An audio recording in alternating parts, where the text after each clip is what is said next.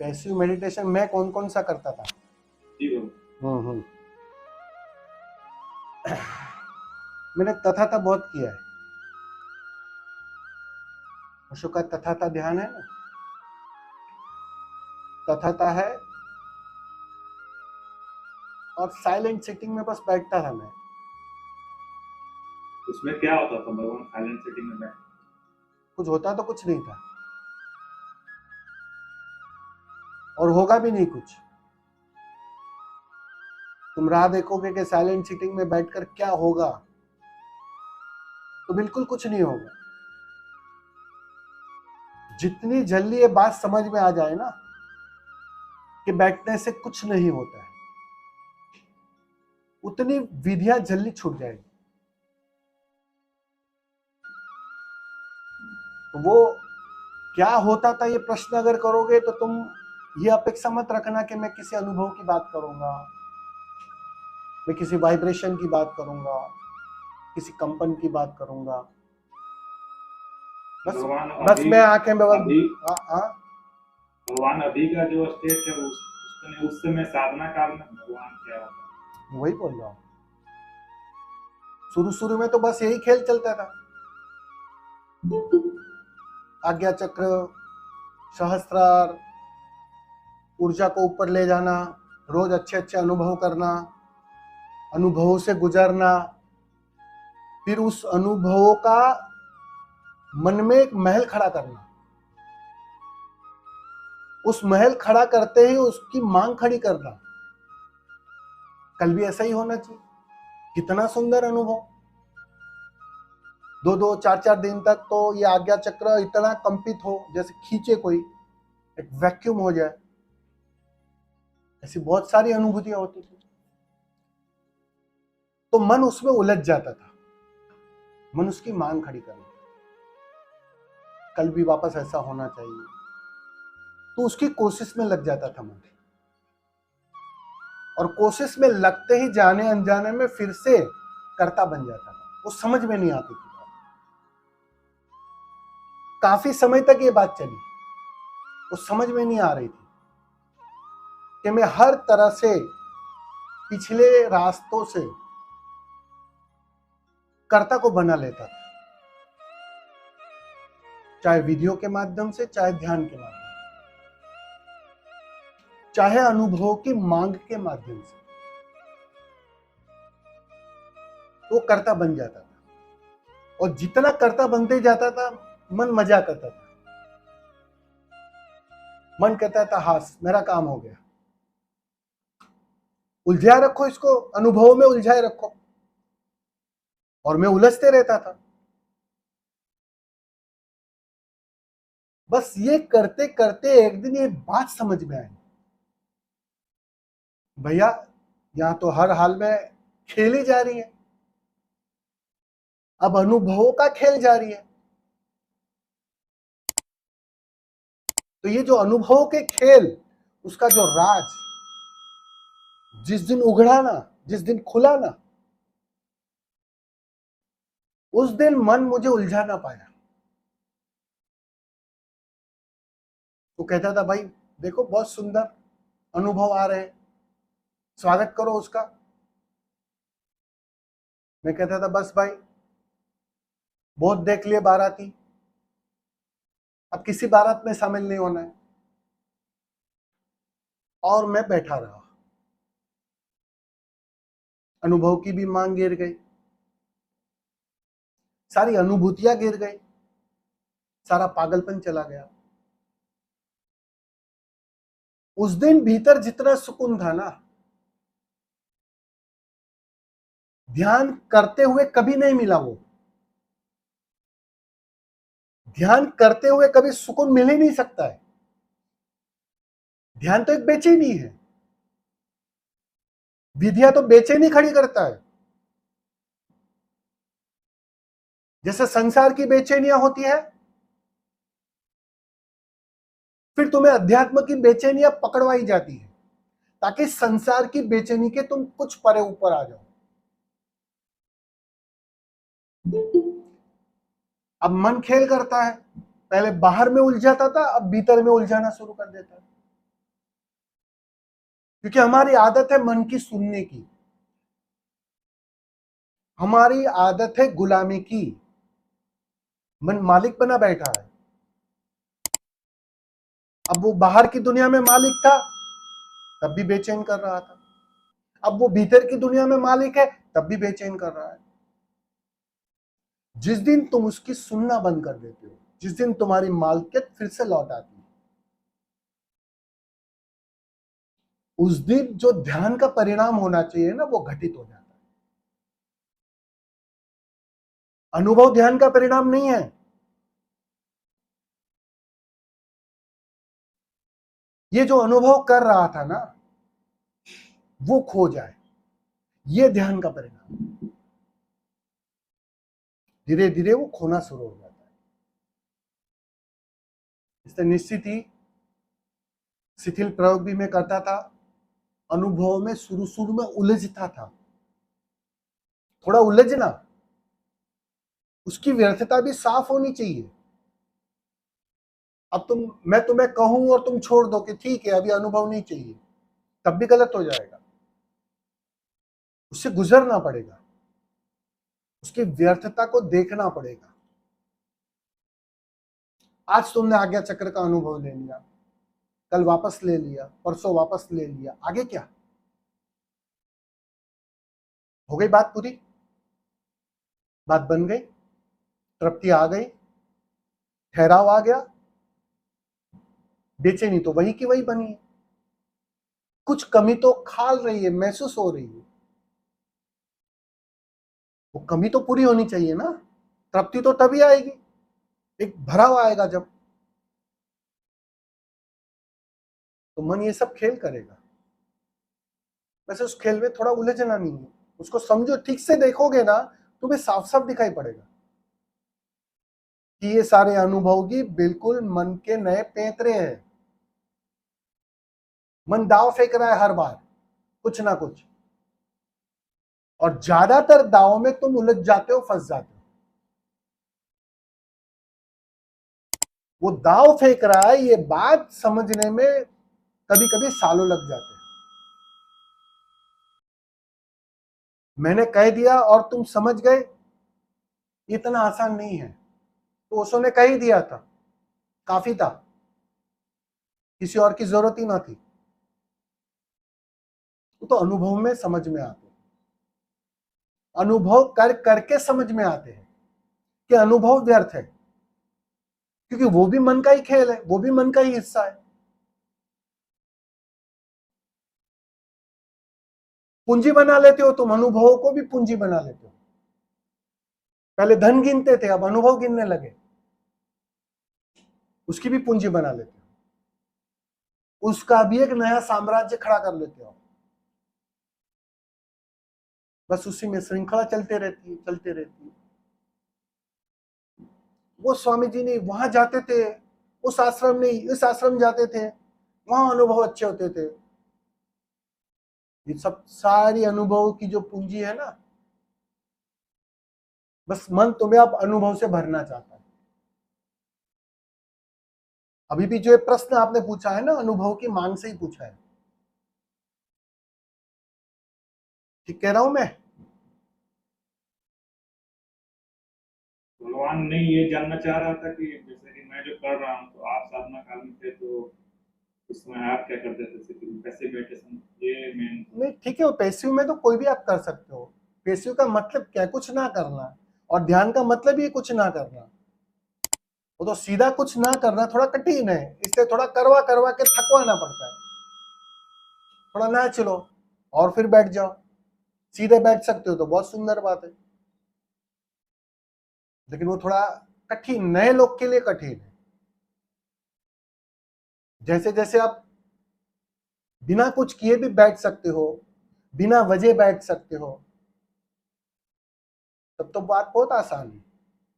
मतलब भूमिका पूरी तरह तैयार हो गई, होने की भूमिका तैयार हो गई। अब कुछ करना नहीं है, बस होना है। बस वो होने की कला विकसित होने लगी। जैसे जैसे वो होने की कला विकसित होगी, फिर तो बहुत आसान होने लगेगी बात। तुम्हारी मालकियत वापस लौट आएगी। फिर मन की नहीं चलेगी। एक दिन ऐसा है आएगा कि मन द्वार पर खड़ा रहेगा और तुम उसे आज्ञा नहीं दोगे तो वो कुछ भी डिस्टर्बेंस नहीं करेगा।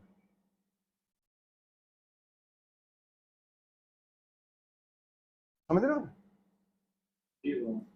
ये समाज भगवान तो धीरे धीरे ही बैठते बैठते बैठते वो बढ़ेगी। बिल्कुल, अनुभव, यही तो अनुभव है ना।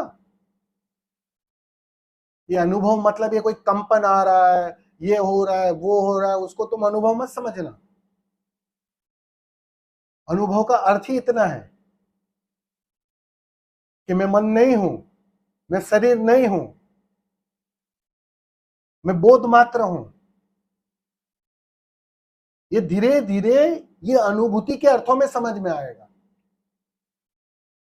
अब जैसे जैसे अपना रूप, अपना स्वरूप तुम्हें अनुभूति के संदर्भ में समझ में आने लगेगा, फिर मन उलझा पाएगा? मन तुम्हें बेवकूफ बना पाएगा? समझ में नहीं आया अनुभव के तल पर, इसीलिए अनुभव से गुजरना है। यहां जो भी चीज तुम्हें पकड़ाई जाती है ना, इस बात को हमेशा समझ लेना, वो इसलिए पकड़वाई जाती है कि वो मूल्यवान है, इसलिए नहीं पकड़वाई जाती है। उसकी व्यर्थता दिखाने के लिए पकड़वाई जाती है। तुम्हें कोई विधि भी दी जाती है इसलिए नहीं कि वो बहुत मूल्यवान है। करना व्यर्थ है, वो समझ में कैसे आएगा? दौड़ना व्यर्थ है, वो समझ में बात कैसे आएगी? इसलिए पकड़वानी पड़ती है विधियां। भाई थोड़ा करो, थोड़ा दौड़ो, थोड़ा ऊपर नीचे हो जाओ। तो देखते देखते, करते करते बात समझ में आने लगती, ये करना तो व्यर्थ है। और करना व्यर्थ हो समझ में आ जाए ना, तो करना सार्थक हो गया। करना इसलिए दिया गया था कि करना व्यर्थ है वो समझ में आए। उसमें अपने आप में कोई मूल्य नहीं है, बस समझ में आ गई बात कि यहां दौड़ना व्यर्थ है, करना व्यर्थ है। अब अहंकार को, मन को कहीं भी टिके रहने की कोई सुविधा नहीं रहेगी। कैसे बचाओगे? अगर ये बात 100% अचेतन से समझ में आ गई, अनुभूति में आ गई कि यहां कुछ भी करना व्यर्थ है, सारा पागलपन है। बुद्ध के साथ यही तो घटना घटी ना। कई बार हमने इसके बारे में बात की। बाहर से तो थके ही थके, तो भीतर की यात्रा शुरू की, और भीतर की यात्रा शुरू की तो 6 साल तक करते रहे। जिन्होंने जो जो कहा वो सब किया उन्होंने। एक दिन उस बोधि वृक्ष के नीचे बैठे थे रात को। उस दिन बिल्कुल ये खिड़की खुल गई, ये बात साफ हो गई कि भैया मैंने इतने साल बाहर किया, नहीं पाया। 6 साल से भीतर बहुत कुछ किया, लेकिन अतृप्ति तो अतृप्ति बनी ही रहती है। और उस रात उन्हें ये बात 100% साफ हो गई कि यहां करना व्यर्थ है, यहां दौड़ना व्यर्थ है। साफ साफ दिखाई पड़ा कि ये सब कुछ व्यर्थ है। बाहर तो व्यर्थ था ही, अध्यात्म भीतर भी उतना ही व्यर्थ है, उतना ही पूरी तरह कूड़ा है वो। संसार तो कूड़ा था, अध्यात्म भी कूड़ा हो गया। उस दिन ये जो करता था ना, वो विदा हो गया, पागलपन चला गया, करने की दौड़ गिर गई। और कहते हैं उसी रात घटना घट गई। अब कर्ता को खड़ा रहने की कोई सुविधा न बची, न बाहर के अर्थों में, न भीतर के अर्थों में। ना संसार के अर्थों में, ना अनुभूतियों के अर्थों में। कोई मांग ना बची, कोई दौड़ ना बची, ना बाहर जाना है ना भीतर जाना है। बात पूरी हो गई उस दिन, सब छूट गया, पागलपन छूट गया। बस पागलपन छूटते ही बात बन जाती है, क्योंकि वो मिला हुआ है। वो उघड़ कर, वो कहते हैं ना, भीतर का शेर गर्जना कर देता है। वो जग गया। जब तक कहीं भी थोड़ा मात्र भी मूल्य है ना करने का, तब तक उसमें ठहरना मुश्किल है। तो कर ही लो, ठीक से कर लो। सारे जानने वाले यही तुम्हें समझाने की कोशिश कर रहे हैं। जहां कहीं भी तुम्हें भ्रम है, जिस दिशा में, जिस गली में, कि यहां हो सकता है, चले ही जाना, गुजर ही जाना उस राह से।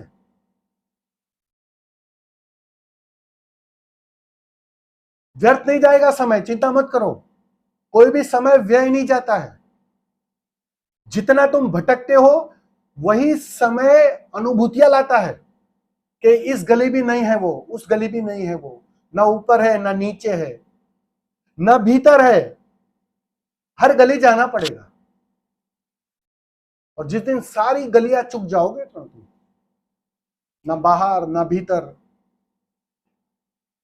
कहीं कहीं पे नहीं हो, बात तुम्हें श्योर शॉट हो जाए, 100% बात पक्की हो जाए, तुम्हारा अचेतन 100% राजी हो जाए कि यहां कहीं भी नहीं है वो, उस दिन तुम चैन से बैठ जाओगे। और जहां बैठ जाओगे ना, बस वहां तुम्हारा बुद्धत्व घट जाएगा। ख्याल में आ रहा है? जी गुरु। इसलिए मजे की बात देखी, जिन जिन को घटना घटी है ना, बहुत ऐसी ऐसी परिस्थितियों में घटी है, तुम सोच भी नहीं सकते हो।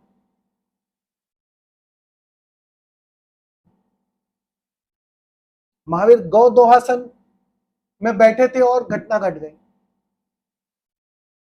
बुद्ध बोधि वृक्ष के नीचे बैठे और घटना घट गई। कोई कहीं था और बात बन गई। अब तुम उसको तालमेल करने जाते, तालमेल बाहर से हो ही नहीं सकता। हाँ, उस पल उनकी सारी पकड़े गिर गई।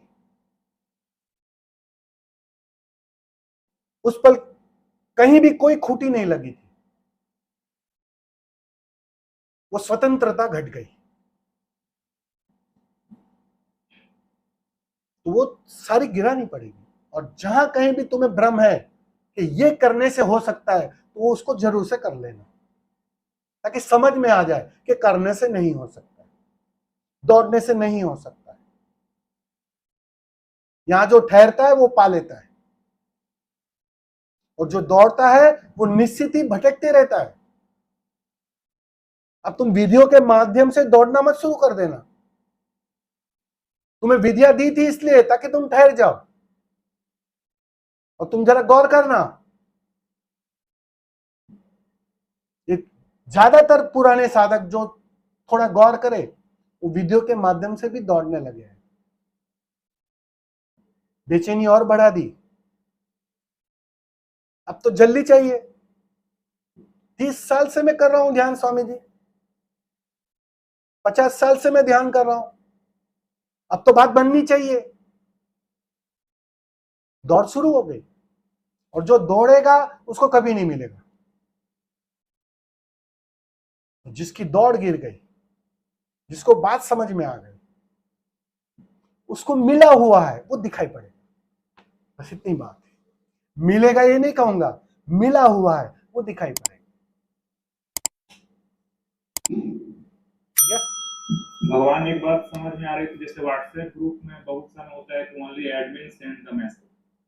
भीतर की भी दुनिया में यही कि बस उसमें कुछ कर नहीं सकते हम लोग। व्हाट्सएप ग्रुप जिसमें रहता है कि only admin send the message, बस आप देख सकते हैं उसमें। भीतर की दुनिया में यही लगता है कि बस आप देख सकते। बिल्कुल स्वभाव वही है ना। देखो आपका स्वभाव क्या है। विभूति का स्वभाव एक रोल है, विभूति एक रोल है। लेकिन वास्तव में जिसकी तुम खोज कर रहे हो कि मैं कौन हूं, उसका स्वभाव क्या है?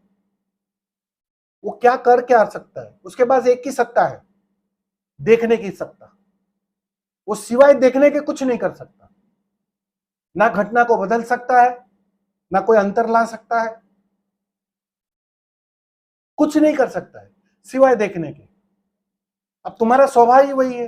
अब तुम उस स्वभाव को भूल गए हो, तुम करने में उलझ गए हो, तुम विभूति कुमार बन गए हो। अब विभूति कुमार बन गए तो सीधी सी बात है, दौड़ोगे, उछलोगे, कूदोगे, पाने की कोशिश करोगे, कर्ता बन गए जाने अनजाने। सारे धर्म, सारे आध्यात्म एक ही बात सिखाता है, फिर से स्वभाव में लौट आओ। तुम्हें ध्यान दिया गया, ध्यान क्या है? क्या? बस देखने की कला। देखते जाओ, देखते जाओ, देखते जाओ। तो ये जो देखने की आदत जितनी मजबूत होगी ना, उतना तुम स्वभाव में जीने लगोगे। भले आज एक पल जिए, कल वापस किया आपने देखने की कला, 1 घंटा, 10 पल जिए, वो पल बढ़ते जाएंगे। और जितने वो पल बढ़ेंगे, जितनी उसकी आदत मजबूत होगी, देखने की आदत, जो वास्तव में स्वभाव है, जो तुम जन्म के पहले से लेकर आए हो, जो मृत्यु के बाद भी छीना नहीं जाएगा, वो तुम जीने लगोगे, वो तुम होने लगोगे। जितनी मात्रा में वो हो जाओगे, स्वभाव में हो जाओगे, बस करता तो फिर चुटकियों में चला जाएगा। समझे?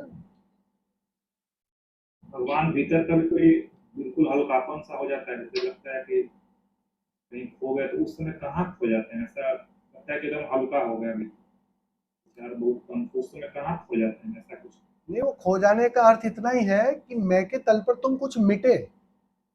विभूति कुमार की बहुत सारी धारणाएं टूट गई, विभूति कुमार की बहुत सारी चालाकियां नाकामयाब हो गई। विभूति कुमार कुछ नहीं कर सकता, ये बात तुम्हारी समझ में आ गई। तुमने हार को स्वीकार कर लिया। वो हार जो स्वीकार हुई ना, वो तुम्हारे ना होने का संदर्भ दिखाती है कि तुम नहीं हो। इसलिए जानने वाले एक ही बात कहते हैं, मैं हूं कहां, बस वही है। और एक संसारी, एक अहंकारी क्या कहता है? बस मैं हूं, वो उसी की तो घोषणा करता है। तो ये विभूति कुमार की सारी धारणाएं तोड़ने की प्रक्रिया है। विभूति कुमार किसी भी माध्यम से बचे ना, वो हम आग में डालते हैं लाश को, जलाते हैं जब, तो साथ में वो एक वहां जलाने वाला भी खड़ा रहता है कि कोई अंग छूट ना जाए भाई जलने से। अगर हाथ कहीं नीचे गिर गया है तो उसको ऊपर डाल देगा ठीक से, लकड़ी कहीं नीचे गिर गई है तो ठीक से ऊपर डाल देगा, ताकि कोई अंग छूट ही ना जाए, तुम ठीक से जल ही जाओ। ये सारी प्रक्रिया उसी की प्रक्रिया है कि विभूति कुमार किसी भी तरह से बच ना जाए, ना मान्यताओं के अर्थों में, ना अपनी समझदारी के अर्थों में, ना अपने थोते ज्ञान के अर्थों में। हर हाल में वो राख हो जाए, कोई भी अंग बचे ना। जिस दिन विभूति कुमार हर तरह से राख हो जाएगा ना, बस फिर स्वभाव ही स्वभाव है। वो स्वभाव ढक गया है, विभूति कुमार के कारण ढक गया है। सारी साधना विभूति कुमार से निजात पाने की साधना है, उसको मिटाने की साधना है, उसको जलाने की साधना है। ये साधना ही इतनी है। तुमने जो चोला ओढ़ रखा है ना विभूति कुमार का, बस उसको उतारना है। ये सारा अध्यात्म वही सिखाता है कि जितने भी चोले तुमने ओढ़े हैं ना, उसको उतारो, ताकि वो जो दबा है स्वभाव, वो निखर कर बाहर आए। एक भी चोला बाकी रहेगा तब तक वो बात नहीं बनेगी। हर चोले को उतारना पड़ेगा, और ध्यान से वो उतर रहा है, वो होगा ही। ठीक है? भगवान भीतर कभी कभी जब भारीपन लगता है, तो उस समय सर्वांगासन और अनुलोम विलोम करने का ऐसा करता हूँ, तो वो क्या करो, सही है कि नहीं? करो, करो और देखो कि क्या फर्क पड़ा, मन सही में टूटा या मजबूत हुआ? थोड़ा एनालिसिस भी करो ना, छोटे मोटे तो दाव लगा ही दो ना, उसमें क्या अंतर पड़ता है? अलोंग बिलोंग करो, शीर्षासन करो, जो अंदर से आए वो करो। उससे मन मजबूत हुआ या टूटा, बाद में बैठकर सोचना जरा उसके बारे में। मान्यता मजबूत हुई ध्यानी की या टूटी? विभूति कुमार और गहरा ध्यानी हो जाएगा, और क्या। पत्नी कहेगी तुम तो बड़े ध्यानी हो गए, अब शीर्षासन करने लगे हो, तो विभूति कुमार और मजबूत हो जाएगा। और कोशिश यही थी कि विभूति कुमार टूटे, मिटे, खो जाए। वो तो होगा ही तब ना जब तुम कुछ नहीं करोगे। वो कुछ ना करने के लिए तुम अभी तैयार नहीं हो, राजी नहीं हो। क्या करना क्या है, क्या पाना है? जरा पूछो ये प्रश्न अपने आप से।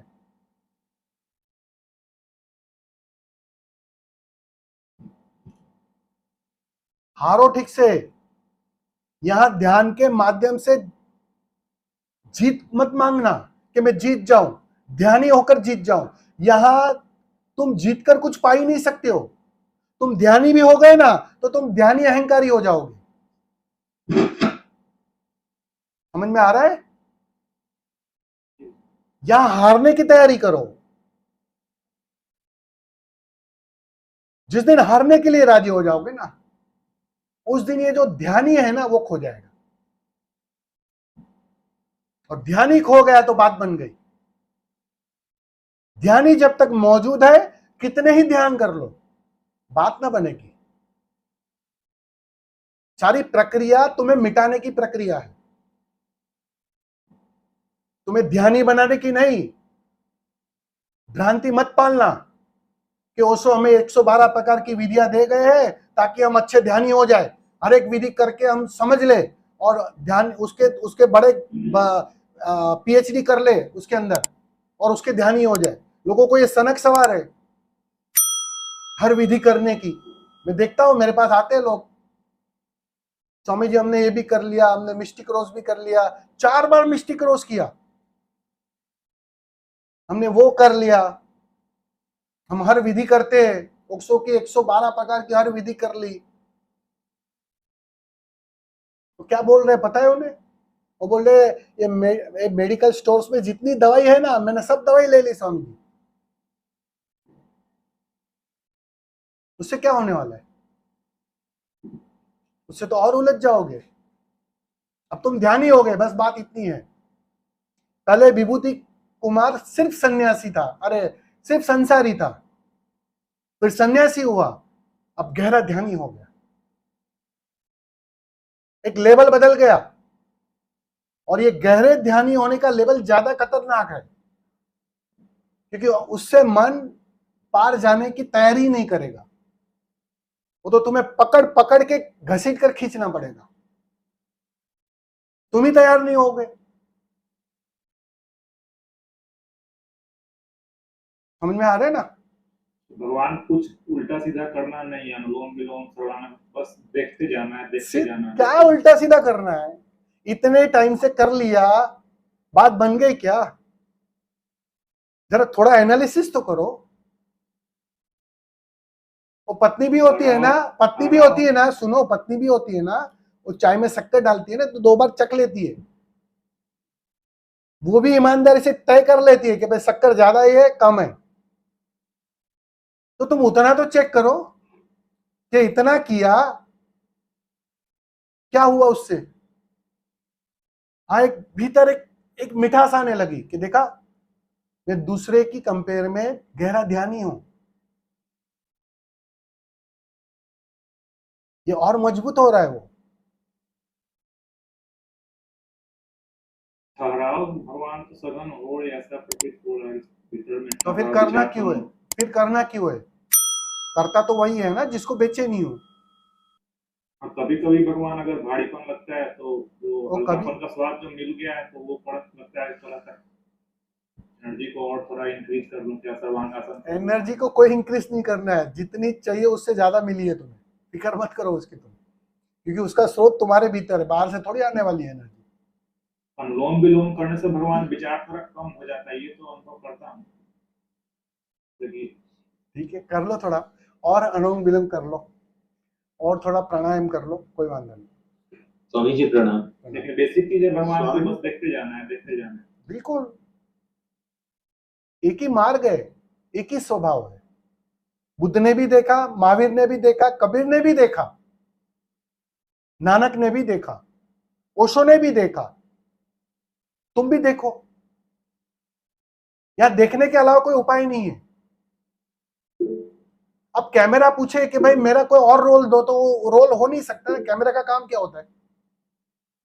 सिर्फ देखना, वो लगा रहता है ऊपर और बस झांकते रहता है। बस तुम्हारा स्वभाव है कैमरा होना। अब तुम पूछ रहे हो मुझे और कुछ करने को बोलो, नाचने को बोलो, भाई नाच के करोगे क्या? देखो ना खाली। थोड़ा प्राणायाम, अरे प्राणायाम क्या करना है, देखो खाली। वो देखते देखते बात बन जाती। यही एक उपाय है। ठीक है, स्वामी जी प्रणाम। भगवान प्रणाम। प्रणाम स्वामी जी। प्रणाम। प्रणाम स्वामी जी। स्वामी जी प्रणाम।